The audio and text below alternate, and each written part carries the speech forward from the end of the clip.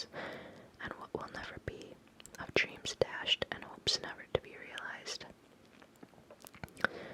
These desolate, forgotten places force us to take stock, to confront personal and institutional failures, poor decision-making, unforeseen complications, sudden catastrophes, slow deterioration, and plain bad luck. They are empty, yet bursting with memories, the happiest of which somehow leave us feeling the saddest. They force us to look at ourselves.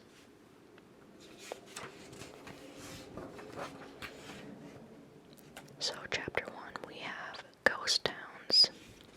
Bitter reminders of better times hang over these empty homes and businesses.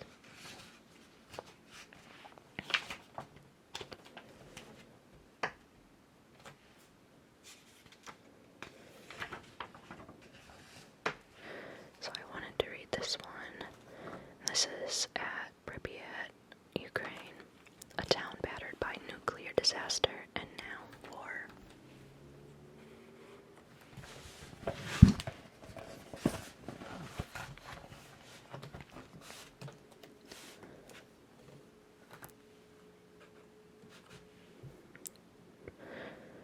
During what was supposed to be routine testing of the emergency water cooling system at the Vecchi Island nuclear power station near the city of Chernobyl in the former Soviet Union, something went horribly wrong on April 25th, 1986.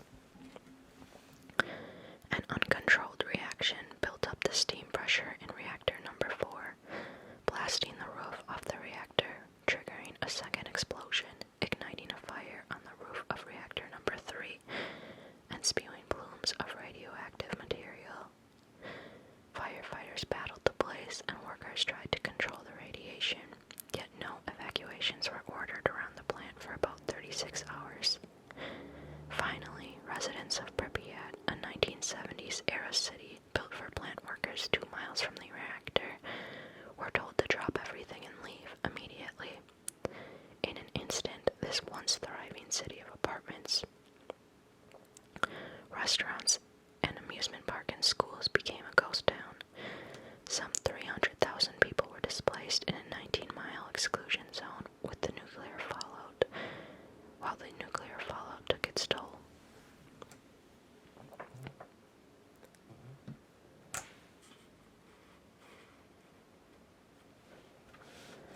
At least 38 people died in the initial accident, while thousands later developed thyroid cancer from exposure to the radiation, according to a United Nations report, although the health impacts are debated. For decades, the high levels of radiation meant that nobody could return to Pripyat. With an economic blow of about $235 billion, the Chernobyl disaster hastened the fall of the Soviet Union, with Pripyat coming under the control of an independent Ukraine and energized the anti-nuclear movement. In recent years, as radiation levels ebbed, urban explorers and intrepid everyday tourists were allowed to visit Pripyat with special government passes and a stern warning to be wary. Follow common sense if you are on your own, says one visitor guide. If you see an area marked with a radiation sign, the meaning is clear, don't go there. What they saw was a city frozen in time. All the clocks stopped at 11:55 a.m. when the electricity was cut off. The bumper cars from the amusement park were paused mid-ride. Stuffed animals and dolls were left on apartment shelves. Soviet posters flapped in the wind.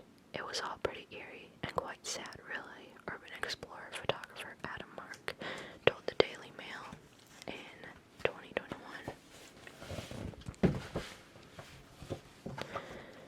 But the most fascinating building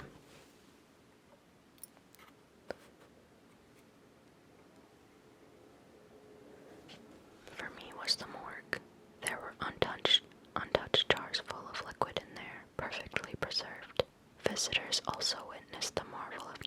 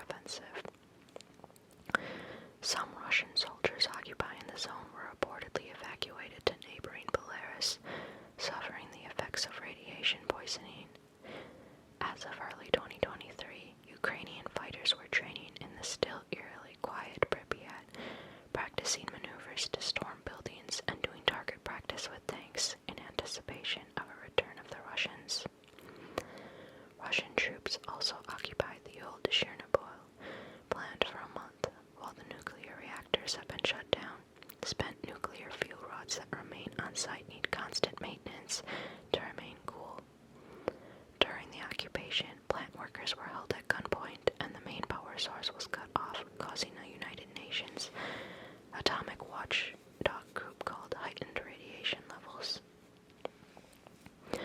I don't know if we were very close to disaster, International Atomic Energy Agency Director General Rafael Mariano Grossi said after visiting Chernobyl in 2022, but the situation was absolutely abnormal and very, very dangerous.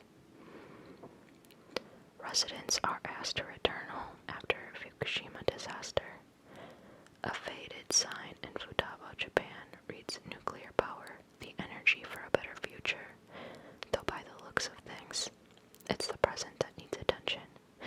The disaster at the nearby Fukushima Daiichi nuclear power plant, caused by a powerful earthquake and massive tsunami, forced more than 300,000 residents to evacuate the area in 2011.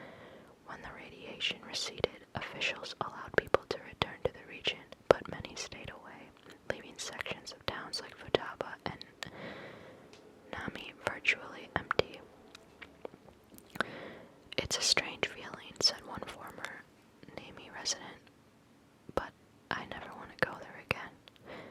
The town of Futaba officially lifted its decade-long evacuation order in August 2022, with a spokesperson telling CNN that they hope to increase the population to 2,000 by 2030. But many former residents are reluctant to return, despite the government's decontamination efforts.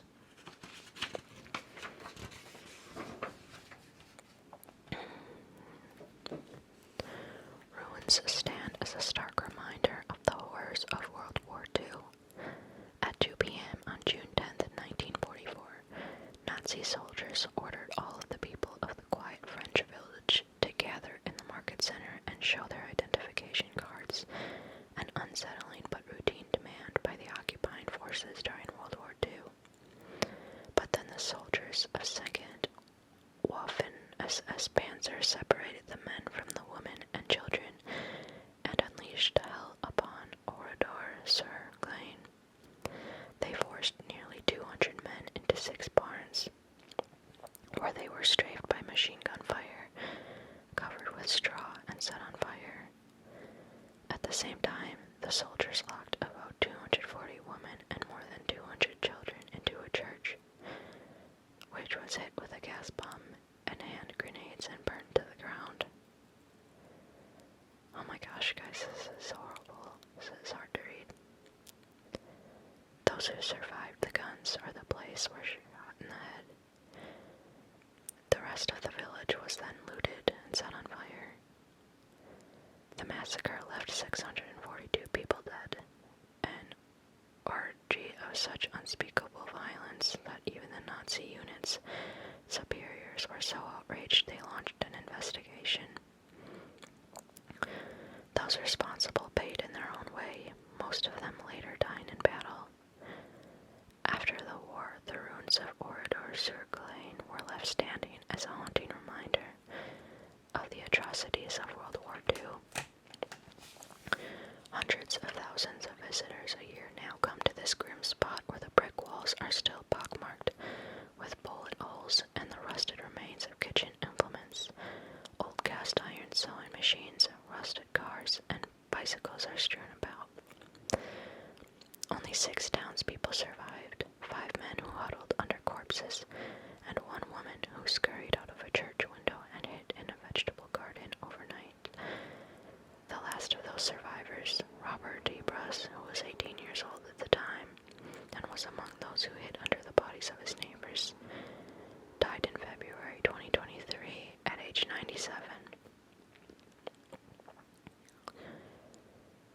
Wow. That's horrible. I didn't expect to feel so much while reading this.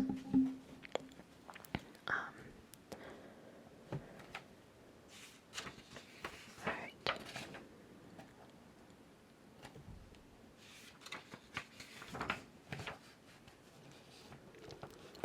Romance and intrigue linger in an ancient pleasure palace.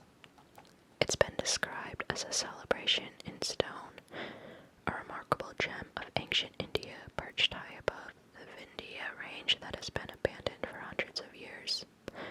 Once the capital of a northern Indian Muslim state, the fortress complex of Mandu dates back to the 6th century, but reached its peak in the 15th century as a pleasure palace of lakes and gold-gilded temples where the elite enjoyed lavish festivities.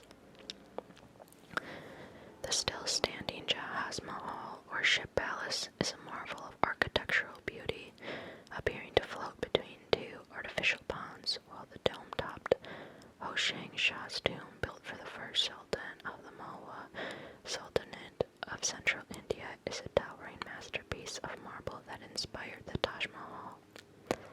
The Rupmati Pavilion, a giant sandstone structure on the banks of the river Narbada, first used as a military observation post, comes with a tragic love story about Baz Bahadur, Mandu's last independent ruler from 1555 to 1562. According to lore, Bahadur fell in love with a shepherdess named Rupmati and made her his queen, but a Mughal army led by a general said, sorry for the loud traffic, but a Mughal army led by a general said to also be smitten with the beautiful Rupmati captured the city and kidnapped her. Rather than subject herself to the general's unwanted attentions, Rupmati died by poisoning herself. The story is ingrained in Indian folklore and has inspired several songs, plays, and movies. Mandu declined under Mughal rule, and after the 1700s, when it was captured by the Hindu warrior Maratha, the city was moved to Dar and Mandu was left empty.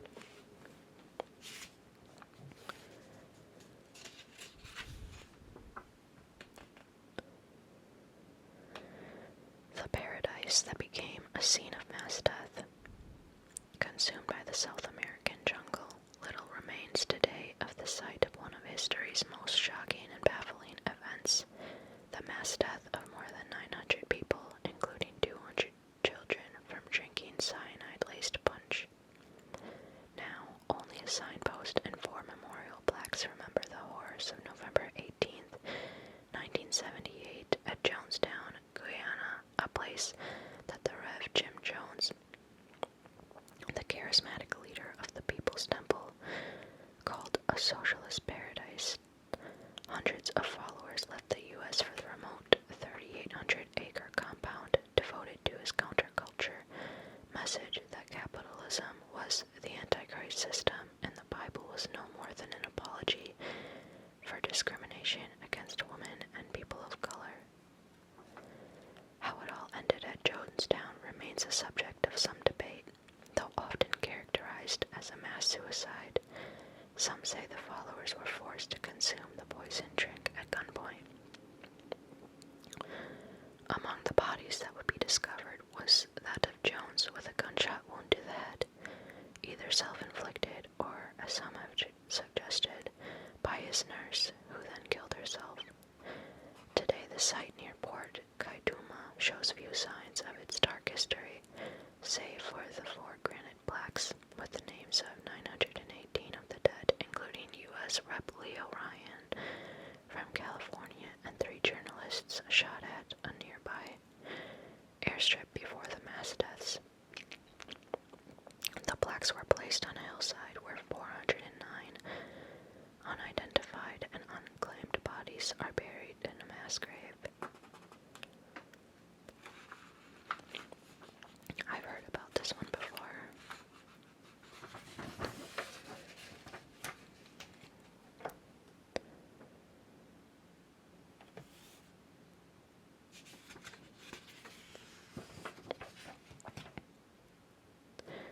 Everything is green in this village out of a fairy tale.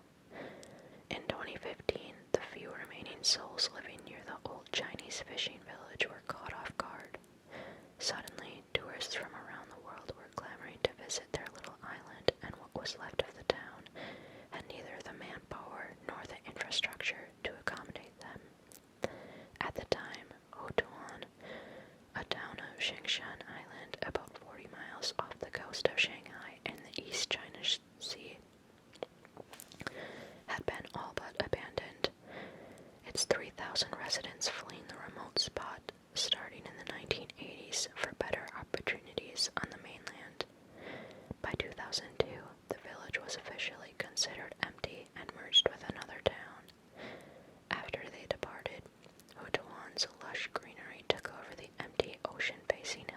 houses, engulfing the structures in vines, moss, and grass, creating an enchanting village that soon caught the attention of amateur photographers who uploaded their dramatic images to social media.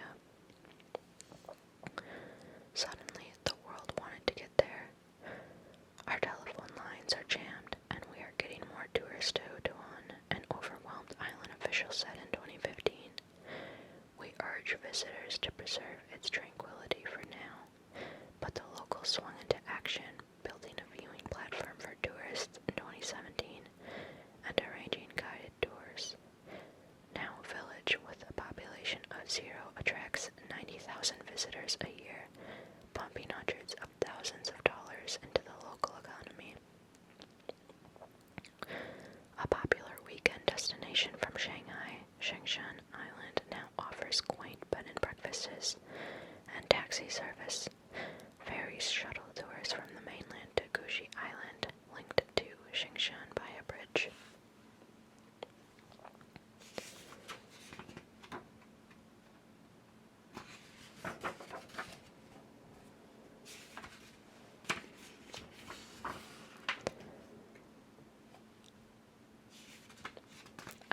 I know I'm skipping over a lot of these stories, so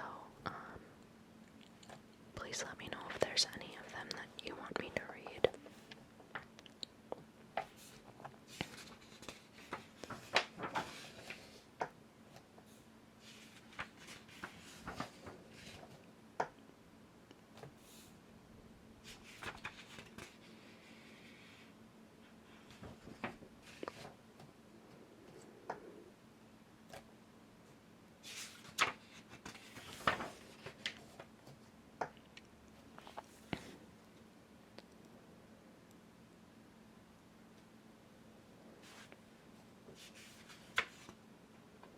Did ghosts save this villa from destruction?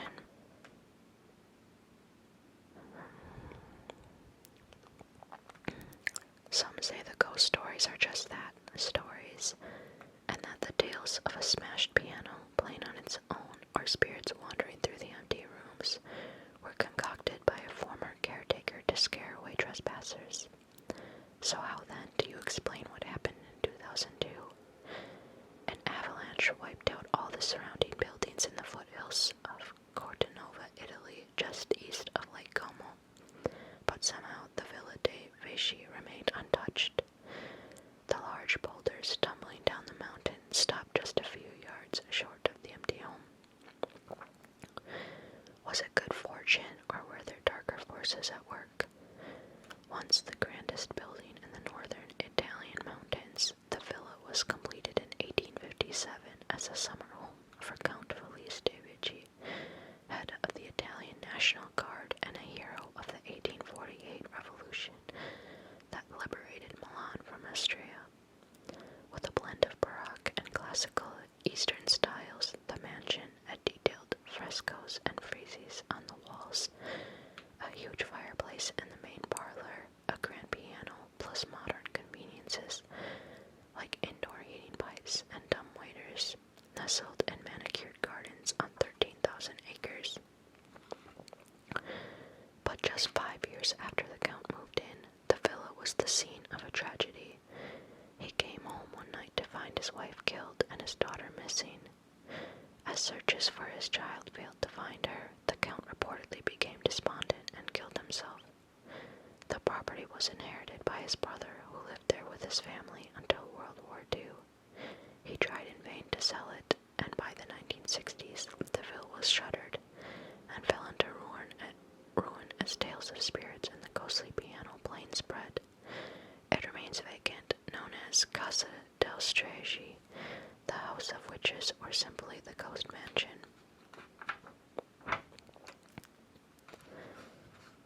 That's spooky, but also really sad.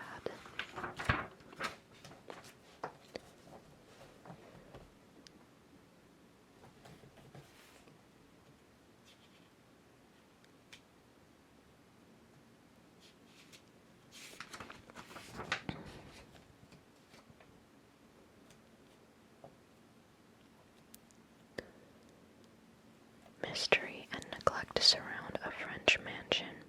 Tucked behind overgrown bushes in an upscale Paris suburb, a dusty and decrepit shell is all that's left of a once opulent mansion.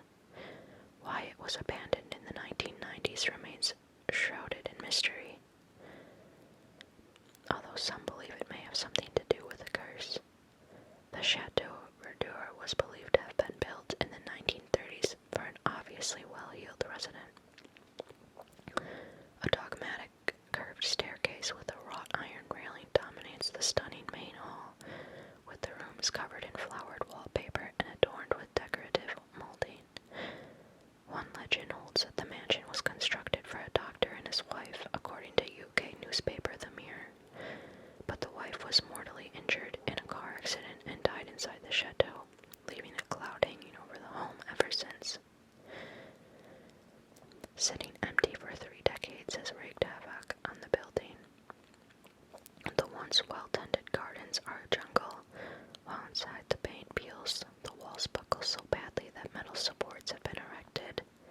The remaining furniture is in tatters, the curtains are torn and dust covers everything. Nothing exemplifies the sad state of the mansion more than the grand piano that sits decrepit and dirty at the floor, or at the foot of the staircase. The love story behind a World War II sacrifice. As Japanese forces approached during World War II, Filipino guerrilla fighters hired by the United States military put a torch to one of the most spectacular plantation homes in the Philippines. A 2-story, 10-bedroom Italian-style mansion with a bittersweet history. Wealthy sugar grower Don Mariano Ledesma Laxon built the mansion in 1920 in memory of his Portuguese wife Maria, who died in 1911, while giving birth to their 11th child, who also could not be saved. With a 4-tiered fountain in front and towering pillars, the mansion became known as the Taj Mahal of the Philippines. But the Americans feared that it could become a military headquarters for the invading Japanese. Once set on fire, the beautiful wood floors and everything in it smoldered for 3 days down to the concrete shell. In 1945, American troops landed on the beaches of Talisay and joined forces with the guerrillas to recapture the area and force the Japanese to surrender, an event that is now an official holiday in the province of Cebu. For decades, the ruins, as the building is now known, stood as a sad reminder of Don Mariano's love for his late wife, until the grounds were spruced up and the remains were opened to the public by his great-grandchildren as a tourist attraction and event space.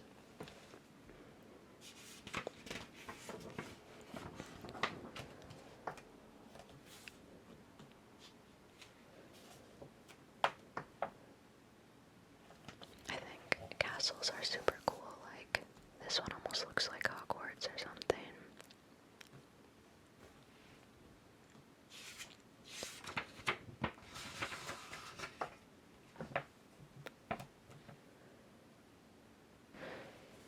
I think I only have enough time to read 1 or 2 more before my battery dies though, so yeah.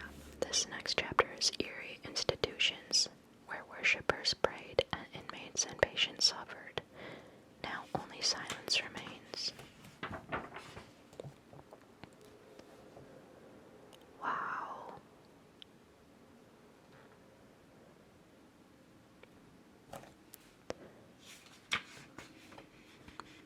Old churches are just beautiful. Oh my.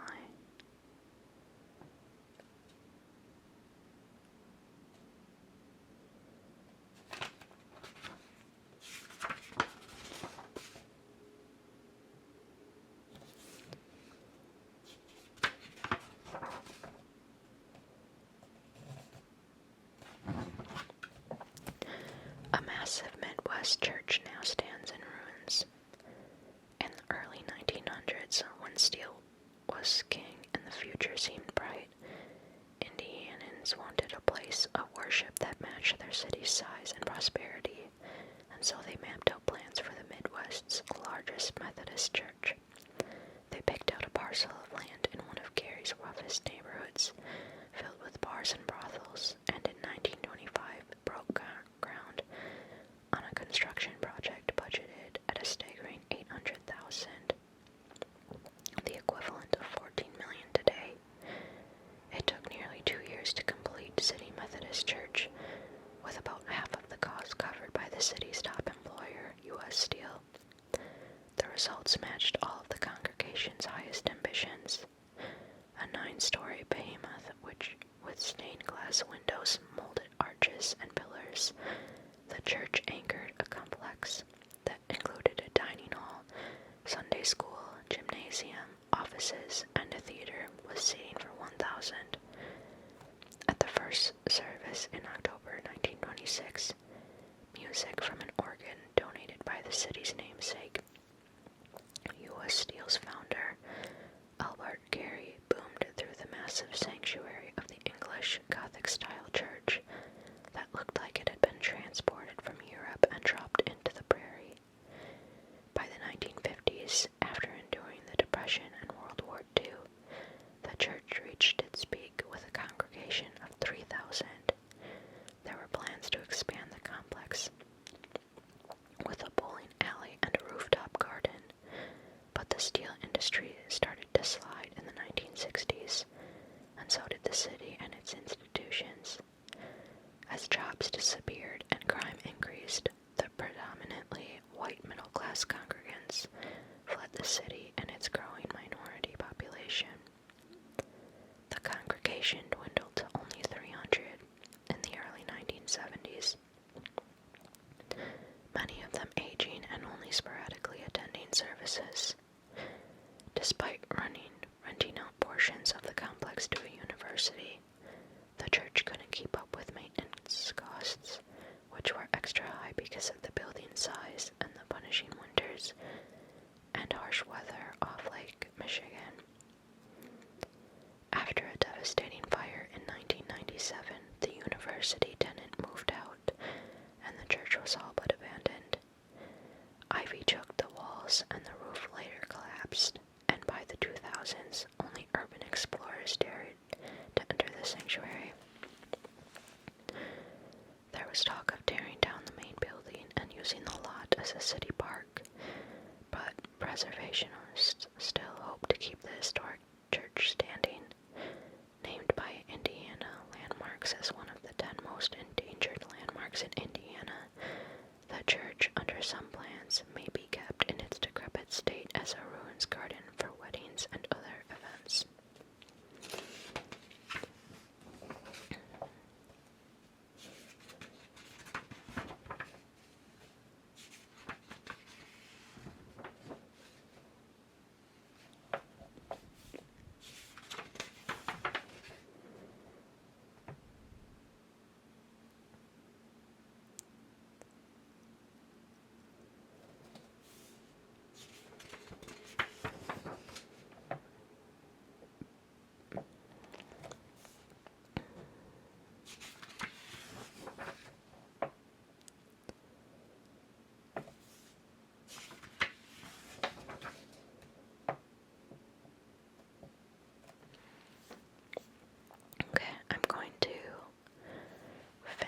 It off with this one, and hopefully it will leave you off with a bit more positive of a story for sleep, just based on the title.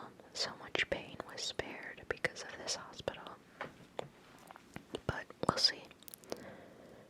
Serving as a naval ship's physician during the Mexican-American War in the 1840s, Dr. E.R. Squibb saw firsthand the agony of men with wounded or lost limbs with only poor quality medication, or none at all, available to ease their suffering.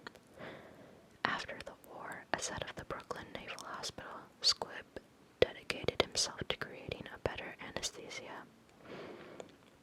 In 1854, he invented a safer and more effective process to distill ether by running it through a steam-heated coil rather than over an open flame. Notably, Squibb did not patent the process. He laid it out for free in the American Journal of Pharmacy in 1856 so that the medical world and patients everywhere could benefit. The doctor would do the same with his other discoveries, which included a new way to make chloroform. The hospital where Squibb made his base at the Brooklyn Navy Yard was shut down in 1948 after World War II and sat empty for decades. An inglorious fate for the historic site. The Navy Yard itself was decommissioned in the 1960s, and much of it has been redeveloped in recent years into movie and television studios, artist spaces, and startup businesses.